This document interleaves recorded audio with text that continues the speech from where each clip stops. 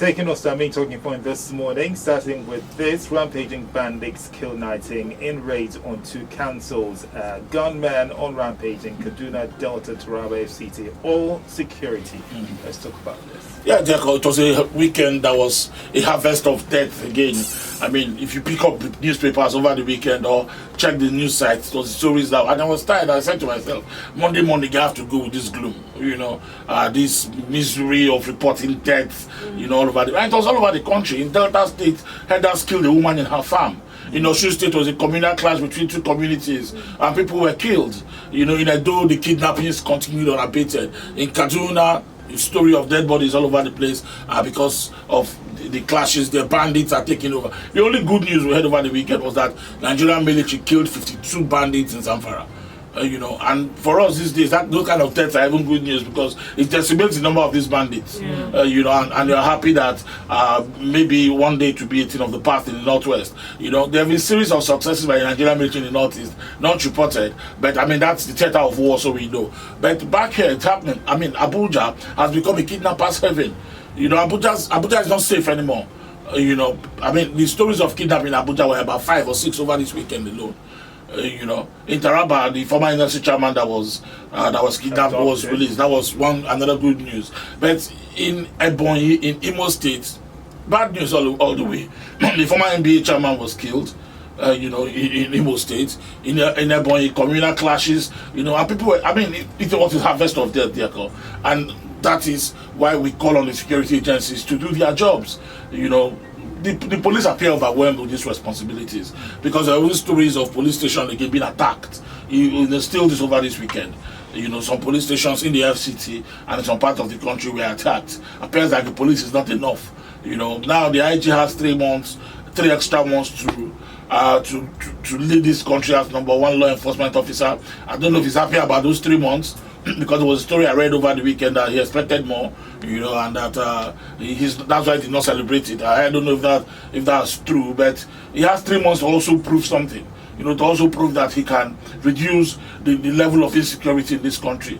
Because I mean, you go home on a Friday, you come back on a Monday. This is the story. Abuja has said it into kidnappers, and for us, those of us that don't know Abuja very well.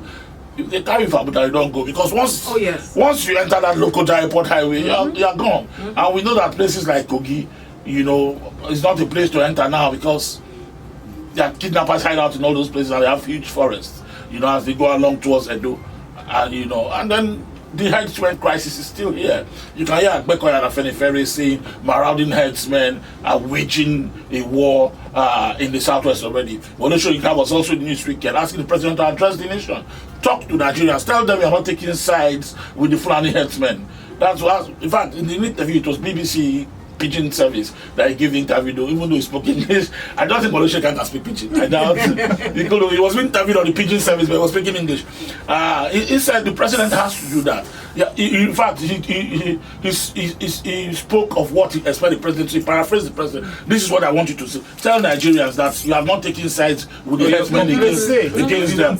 Order the Nigerian armed forces to enter the streets and flush out the herdsmen, criminal herdsmen, he called them. I mean, that's a clarion call, a call to action for President Bola about this herdsmen crisis because wish it away, it's there. Wish it away is there. I mean, can't even wish it away. Yeah, because it's happening. I mean, a woman in a farm in Delta was killed by herdsmen. Whether they're criminal herdsmen or not, people just know herdsmen.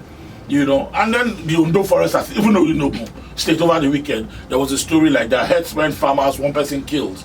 And then in Osun, it's already springing up. Communal clashes over land. The land dispute has led to the death of many people. Law enforcement have a lot of job on their hands. Insecurity is a thing in this country now. It's happening. A lot of people are helpless. If you go outside, when you come back home, you kneel down and thank God that I'm back home. You made it back. It's happening in places around us. In Osun, Ondo, in Delta, in Edo. Lagos is just insulated. And it appears that it's doing for a while. Even in Lagos, small boys, 15, 16-year-olds under phone names like 1 million boys are terrorizing people all over the state. Go to Rosie and Okpaja area, they'll tell you the story. They'll show the true living. Small boys, they'll just gang of small boys, they'll just walk in and begin to harass people and obtain. The other day I was in traffic and I was just telling myself that if somebody tell me to wind down, I'll wind down quick. Because I knew that I was helpless in the situation where I was. You know, and traffic robbery is a thing in this state too, as well. You know, it was a bad weekend. Because you know you're stuck, you're not going anywhere. Yeah. All right, number to send your WhatsApp message to 0817-313-6193, 0817-313-6193. Let's give it as short as possible.